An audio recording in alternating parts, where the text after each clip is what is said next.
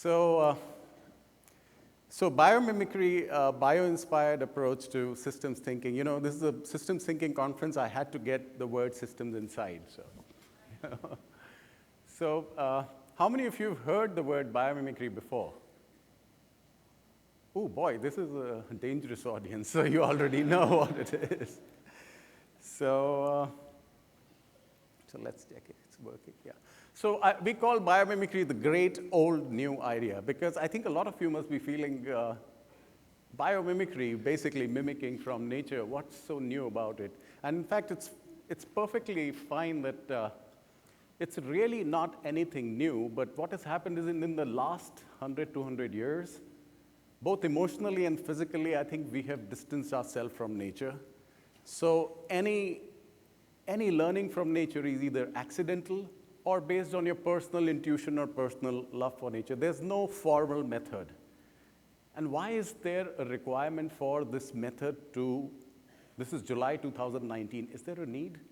I think that's an important question you should be asking, or is it just another fashion accessory? You know, it's a new buzzword in town. Important question. And I would like this talk to focus on why biomimicry, why now, and how is it different? Because I'm sure all of you know much more about examples of biomimicry, but these are the three issues I think since yesterday during Gary's talk, he was talking about the new vision of INCOSE.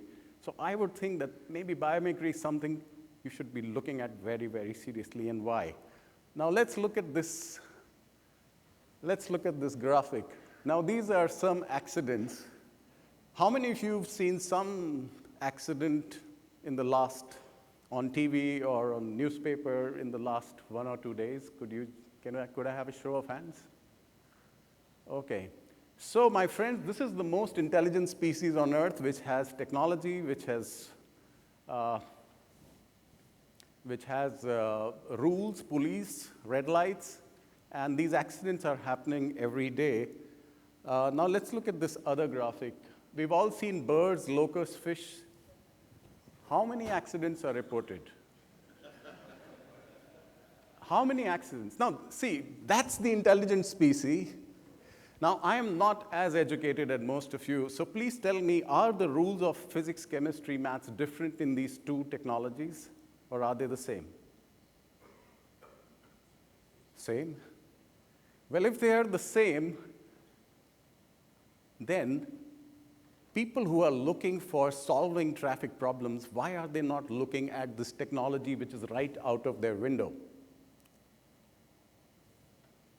My submission to you is that, you know, our current education, our current practice has been a huge tool of liberation, but when the tool of liberation becomes your prison is something we should be careful. So has it become our careful? Because maybe we say that we don't know how to ask that. Now that's the smart question. But to say that doesn't exist, I think that's highly inefficient. So nature already has certain intelligence. I think a lot of you are working on swarm intelligence. We know that. Also, let's look at our organizations. Organizations where a lot of people have to work together along a common purpose. Let's put our hand on our hearts and ask that if there is no boss, or if there's no supervisor, or if there's no class teacher, do our organizations really work? Come on, they don't, right?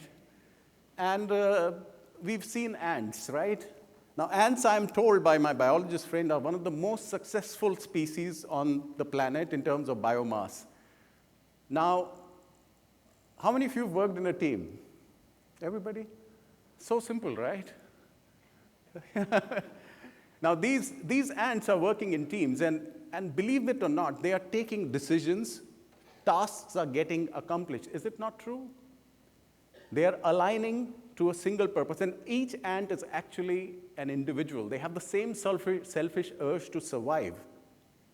At least we should have the curiosity to say, how do they do it?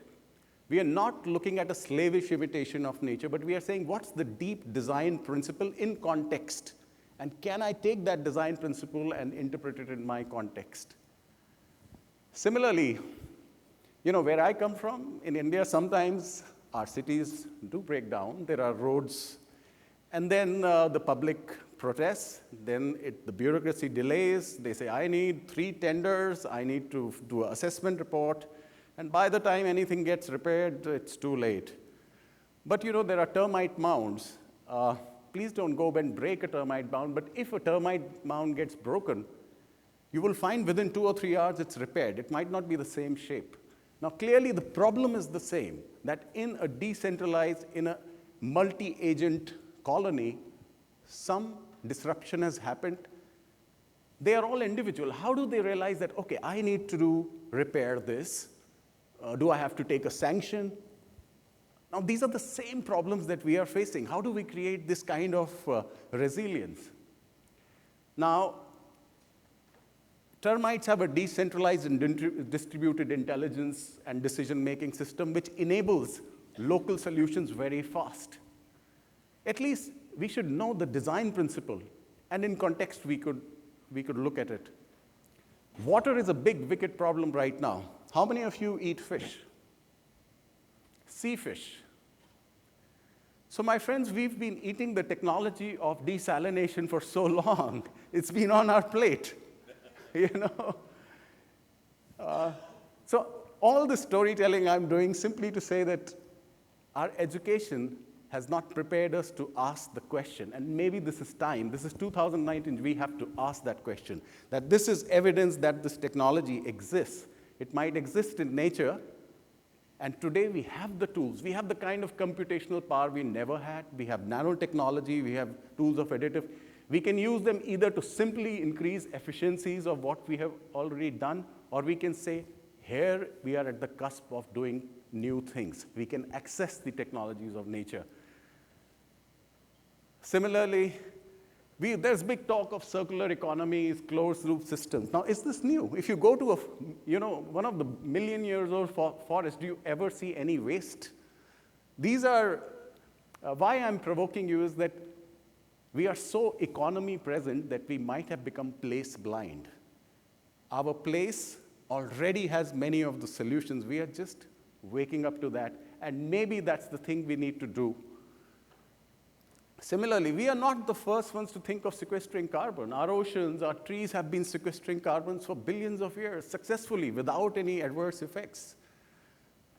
And we are not the first ones to think of designing and building large, complex cities. There's so much talk on smart cities. But how does nature design a forest? If you look at a forest is billions of autonomous, independent species which are in many ways integrated and highly resilient. What is the challenge when we design our cities? We are actually being very reductionist. We are just allowing a lot of human species with trying to give them certain amount of autonomy to live together. A forest, what does a forest do? A forest basically emerges. I think Professor Madni pointed out that it is what he was saying, that it is the process. It plans on the go. What are our systems? Now, our systems, it seems that we plan first, and then we want life to fit into that plan. Isn't it true? Please tell me with a hand on your heart, how many of you can predict if you can sneeze in the next 5 minutes? You cannot. And we take a few people and say, you fix how a city will look in 5 years from now. How will they know? Are you prepared for unknown opportunities? And once that is fixed, so these are some of the things, actually, if you look at nature, and also I call city planning a cacophony of brilliance. Because of reductionism, people are doing brilliant jobs in economy, in water, equity, increasing population, technology. But it's like an orchestra which has maybe the best singer from US, best from India, best from America, but there's no conductor. So individually brilliant, yet a cacophony together, highly inefficient. So I think we should be asking this question in 2019. Where does the conductor come from? How do we know to optimize everything? And that's where I would make a case that maybe it's nature. If we look at what are the principles which keep harmony in nature, that's what. And And especially, I've been to a lot of city design conferences. There's a big talk on population. And it's dealt with like almost an engineering problem. And I say sexuality. When I was 12 years old, this correlation and causality was very clear, that population and sexuality. And nobody is talking about that. Have you seen that in a city planning conference, there are biologists and psychologists? Very few I've seen. So somewhere, I think, in systems thinking, we have to include everything. Similarly, the master plan trap, the way we plan, we create a master plan, and to fix that master plan, we have to award it to some one group of people, right? And we all know that what will happen in those next 5 or 10 years might throw up challenges for which talent would be probably available outside those groups. So we are creating prisons which are self-defeating. Now, the answers to these might lie in natural systems of emergence, and I really like planning on the go, where we could, as and when requirement, get the best solution. And then there is the procurement process drop, especially in India. I don't know if it's the US, the only instrument the government has is procurement. And because the procurement is winner takes all, it creates a huge fear of people who do not get inside. And that fear of getting excluded, I think all of us need to know that leads to malpractices. Now, is that a system issue? It's a system issue. Can we create a system which will allow collective learning? Can we think of a system which will allow for more participation? Because in nature, I won't go into the depth of it, but if you look at the forest system, there are mycelium networks which allow for collective intelligence to emerge. So all this, I was simply trying to say that let's start with a bit of humility and say nature has already solved many of the problems we grapple with today. So nature's been around, life has been around for 3.8 billion years, and our species has been around for only 200 years. And out of these 200 years,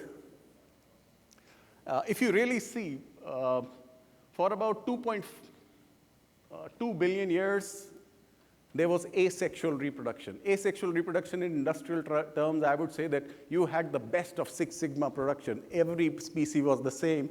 Your ledger accounting problems were really simple. And then around 1.3 billion years ago, sexual reproduction happened. Now, this was an explosion in complexity.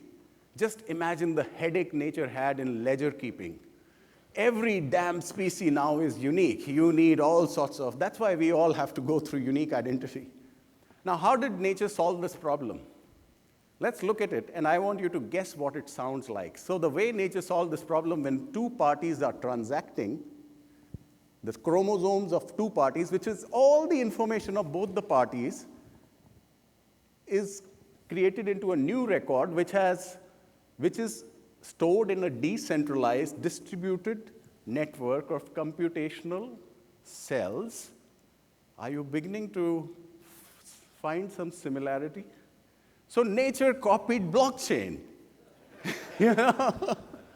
Or what I'm saying is that a lot of things we think we are inventing were already there 1.3 billion years ago. I was at a conference, and a scientist friend of mine, he says, you know, blockchain is a baby, and we are saying we want to grow up to be like that.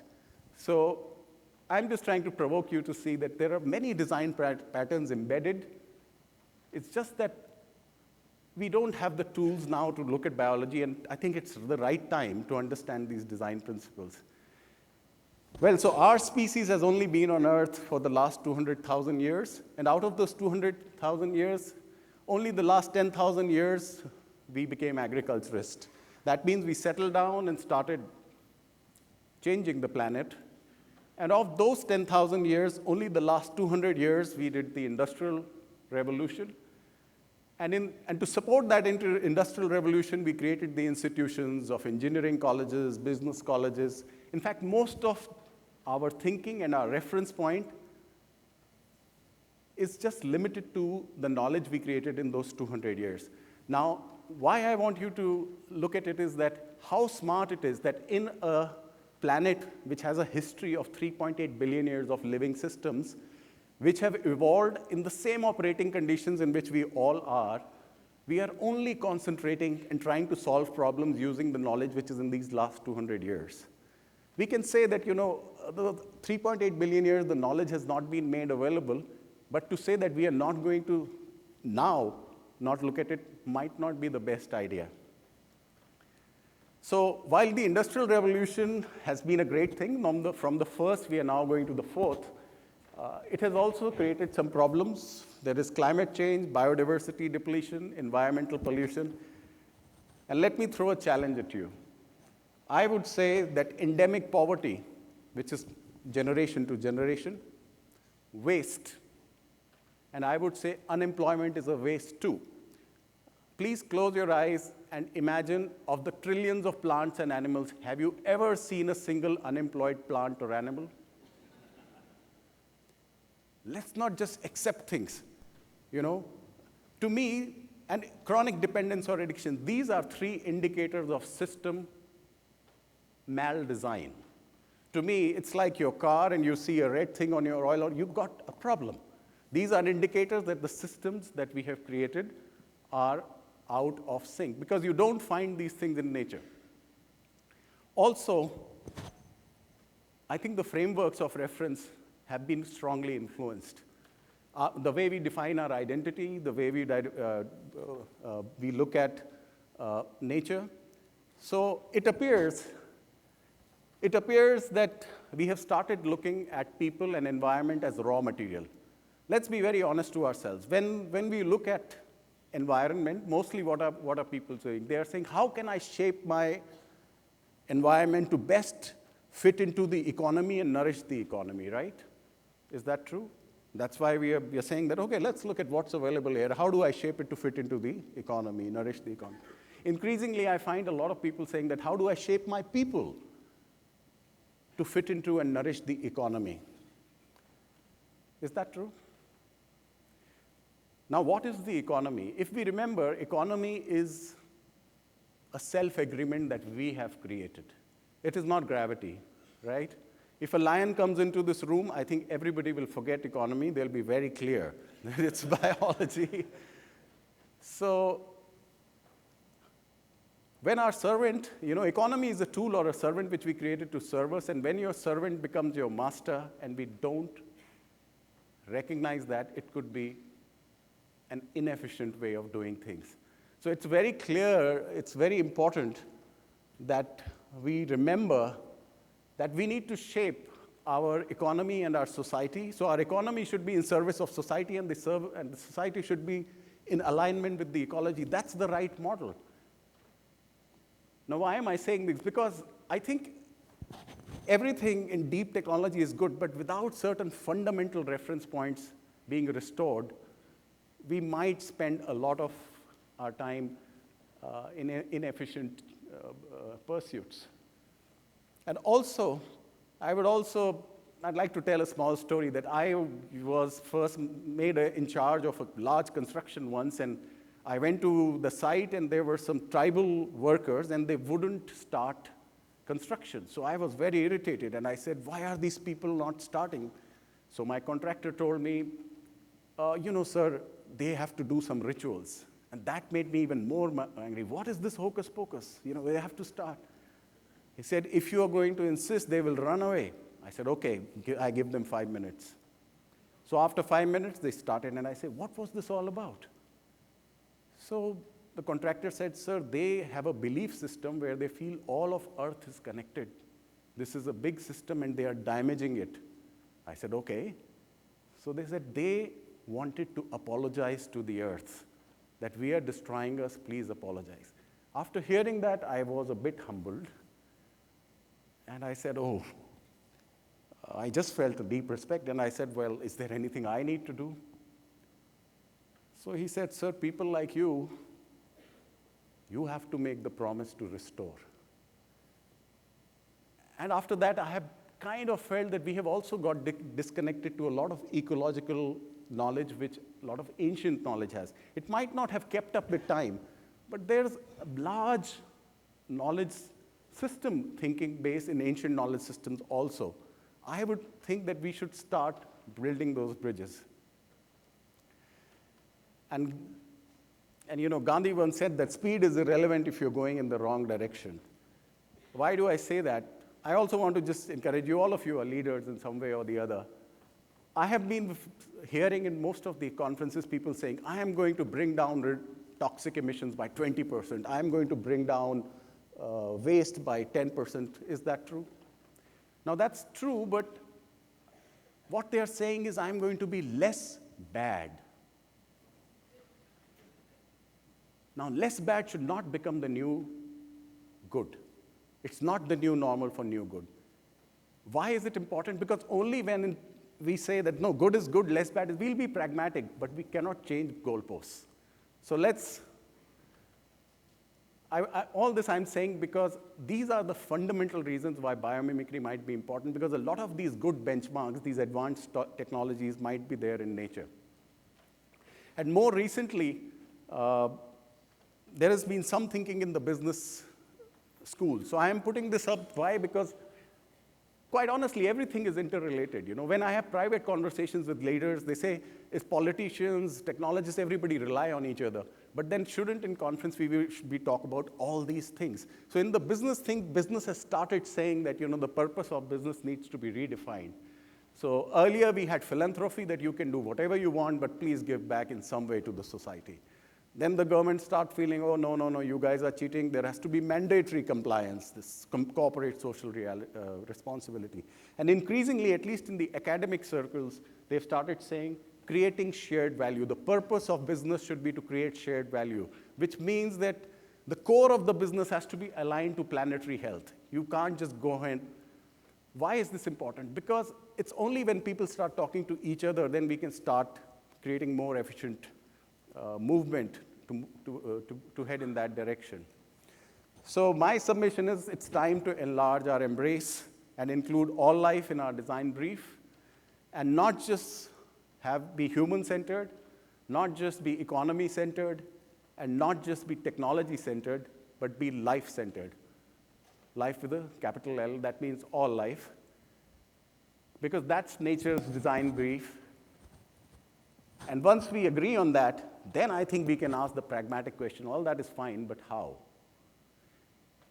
So that's where biomimicry comes in, because if we agree that let's design things which are in alignment with the planet, might as well ask nature.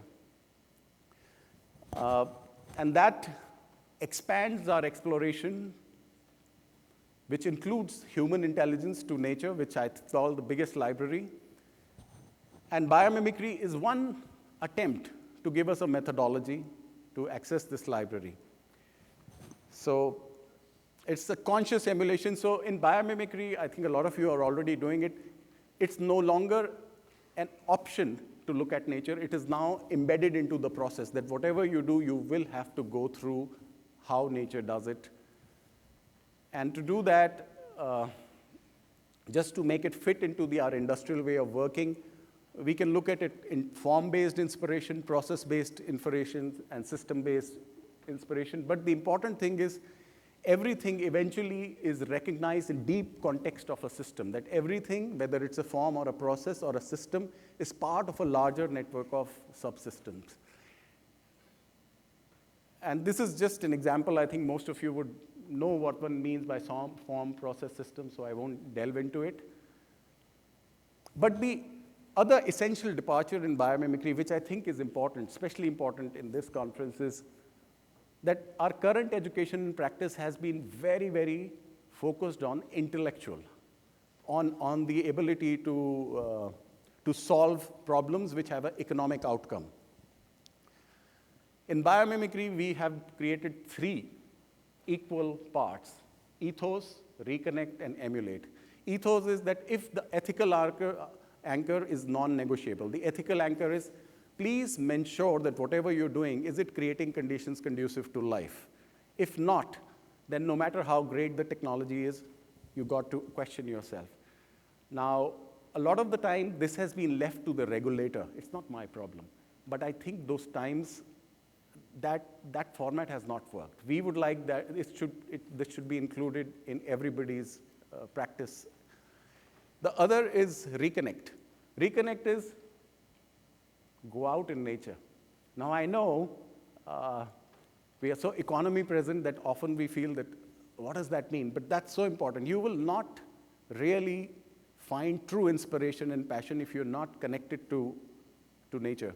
So we actually say that it is all right, and it's important, it's non-negotiable to go out in nature, restore your emotional connect with nature, and along with that, we do the intellectual work. Right now, it is purely intellectual, and that we feel is leading to problems. So one of the departures of biomimicry is that all three.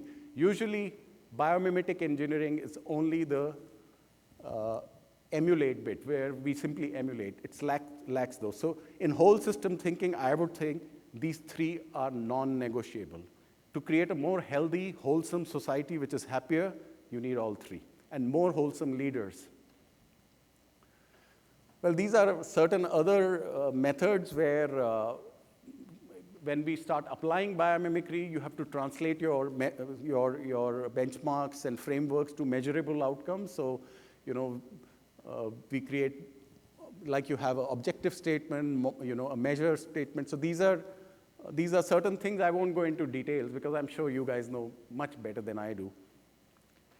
And then there are also certain measurable parameters, which we call life's principles and deep principles. These can be, interpreted, but usually a lot of the biological people have identified certain principles which they feel are applicable to all life forms which are living on the planet Earth. So they give you certain measurable benchmark to check if your innovation or your engineering solution is measuring up to them. It also gives you a way of doing a gap analysis. And that gives you a way ahead that, okay, here is a gap. Nature is doing it better. I am here. I need to close this gap, so I need more research. So it gives also a way ahead where you can identify where, and a communication between biology and engineering can start. Then there are deep design principles which are context-based, so some strategies which are working in deserts might not be working in Antarctica. So these are certain tools which have already been developed, they are available, and they can readily, get. But is it a completely evolved science? No, it is emerging, and as knowledge grows, probably it will change. But as of now, there are enough tools available to start applying it. So this is just an example of how, for some company, one can just make easy to understand comparison of how nature does, say, procurement, and how we do procurement, how it does production. So these are certain systems. There are parameters which help us. So where does biomimicry fit in which profession, in which discipline? Everywhere. So the important thing in nature is that nature doesn't really care about physics, chemistry, maths. That's our invention. Nature is about phenomena and patterns. And we have found that because of that, it's providing one of the very important platforms where transdisciplinary collaboration can happen. I have had the occasion of meeting many leaders, and they say, well, it's fine, but doing transdisciplinary research is very important. It's very difficult. The best we do is take 5, 10 people, put them in a resort, lock them up, and say, let there be transdisciplinary research, but nothing really. Maybe using biomimicry as a base, where you're looking at phenomena, where a physics person understands that phenomena from physics side, the biology, is a much better platform. And why I say it is that we ourselves have done about 102 talks and workshops in various colleges in India. This includes, across the board, from business schools to architecture schools to biology research centers to fashion design to engineering colleges to Confederation of Indian Industries, using almost the same content. And this has succeeded. So what I'm saying is, this is working. This is working. And just to share with you some of the student works, And I've just chosen a few student works, which these are just 5-day workshops, and they are not very, very senior students. So one of the students came up with this project, that what can we learn from nature about reducing gender discrimination and creating a gender equal society. Now, you would think, my God, what are you talking about, right? And these people, and this was just a design exploration, they had just 2-3 days, and they realized that the slime mold, there is a slime mold, everybody aware, and it's really an egalitarian biological species where every part is equal to the other, and there is collective decision making. And what is the design principle? The design principle was the flow and distribution of information and feedback. And they realized that in India, where they were, while the information was flowing, the feedback was mitigated. So it became an engineering systems problem where the feedback was mitigated. Why? Because they were saying that the routing is going through my family or other channels, and there we get fear and shame. So it became a problem that how do you mitigate these mitigators? And then they looked at neural networks, which were tremendous pathways. So we need to improve the routing. So they came up with the design solution in 3 hours, where increasing the number of pathways where feedback could reach the system. And they created an app called No More Shame. Now, this was 3 hours, first-year students, and they had a committee working on it for 5 years who hadn't thought about it. So why I'm sharing for you is that sometimes nature surprises us. Similarly, we had another project where these people were working for a government project where government had given subsidized housing, and they were wanting to collect data. And those people were not giving data. They didn't trust. I think there was some talking of how to gain trust. So these people take that as a biomimicry project, so they looked at pack animals, dog packs and other. Why would a pack trust another specimen which is not from their pack? So by analyzing and sitting with the biologists, they realized there's a huge role of play. Once you've played enough, you start building trust. So these people designed play, not exactly dog play, but in terms of some events with the community, and within 3 days, they had 54 rich data points. And this is coming from biomimicry. Why I'm saying is that our initial hesitation comes from unfamiliarity with the terrain. We don't know biology. But once we start saying that we are not becoming biologists, we want the design principles. And that's actually the tough part. Once you get the design principles, outcomes start happening. And these are some other projects I just want to share. So we had a group of students who wanted to design potato chip packaging. They started by saying biodegradable, and eventually they realized a lot of our packaging actually is dumb, because even though the food is good, the date is saying expired. But in nature, the banana really tells you exactly when it's expired. So they started designing, and I think they were working for a corporate company, so due to IPR, I can't tell much, but they've designed something where the packaging will change color only, and just that little innovation can save so much of unnecessary wastage. Similarly, that's another group of students who were looking at fire ants, which are able to make rafts. Individually, they drown, but they can float for. And they are working on a project where they said that there's climate change, there might be flooding, so all the coastal regions can be designed boundary walls and houses which actually will dissolve and become rafts. Basically understanding how these ants are able to self-organize into these things. And this was another project where they wanted to look at teamwork. These students realized that the role of play and, in a hunt, you can't undo what's been done. In our teams, often we sulk if you've done something and we sulk. But if you were a dog, you can't sulk in a hunt, you die, everybody dies.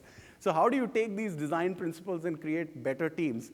So another group of students designed this app. In fact, they have been nudging me to tell that even when our leaders go up and meet in UN, they should play first. You'll have better outcomes, you know.